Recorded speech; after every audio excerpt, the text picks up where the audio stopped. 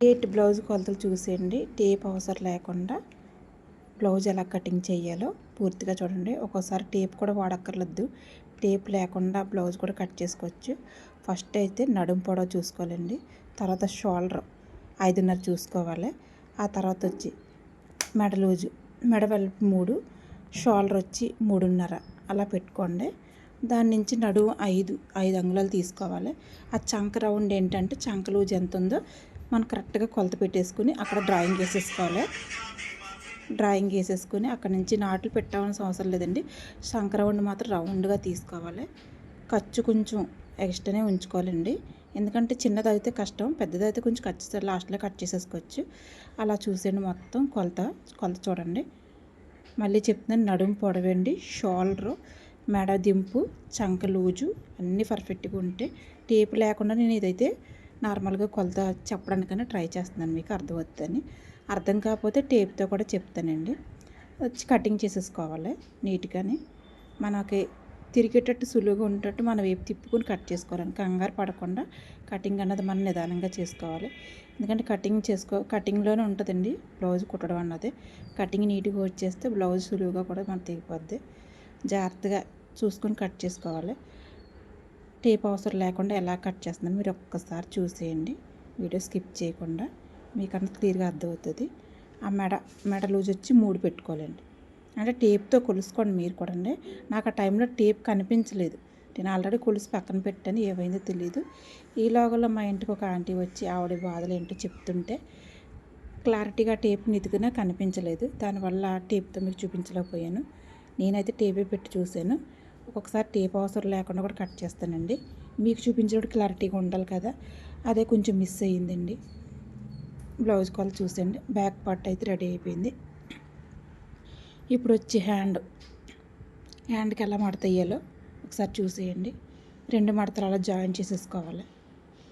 మడత అలా వేసేసి క్రాసులు ఏమైనా ఉన్నాయేమో స్కేల్తోని గీతలు గీసేసుకోవాలి. క్రాసులు లేకుండా, క్రాసులు ఉంటే మళ్ళీ ఎగువ దిగు వస్తుంది చెయ్య. చూసేయండి, క్రాస్ అనేది ఉండకూడదు.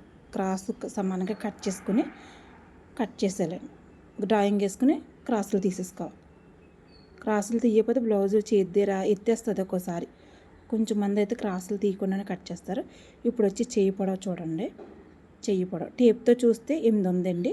అలా హ్యాండ్ పొడవు బ్లౌజ్తో చూసేసుకోవచ్చు. టేప్ అవసరం లేకుండా చెప్పేది ఏంటంటే చెయ్యి అలా పొడవు పెట్టుకోవాలి. చెయ్యి లూజ్ అలా పెట్టుకోవాలండి.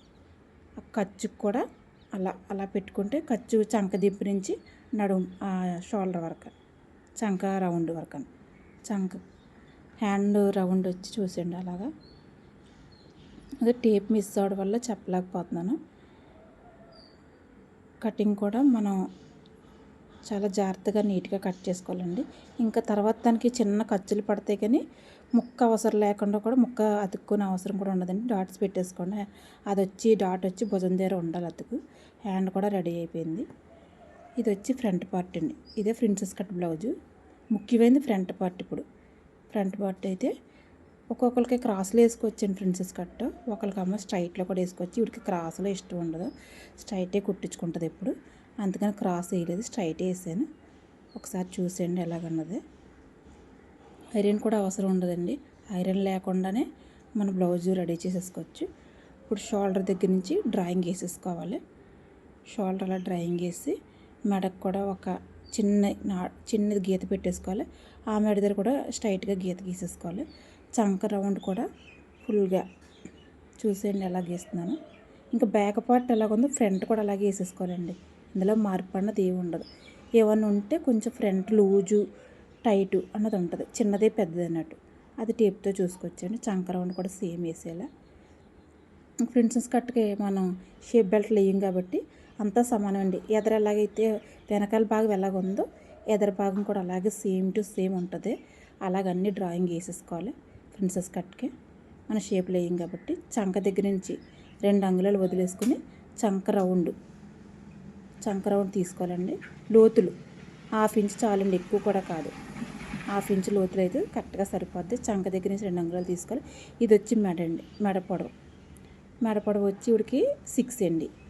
అదే చెప్తున్నాను కదా, టేప్ మిస్ అవడం వల్ల 6 మీకు అది చూపించలేకపోతున్నాను. చాలాసేపు వెతికాను టేప్ కోసం, మనకైతే కుదరలేదు. నడుము మెడ వచ్చి ఆ 6 ఉందండి.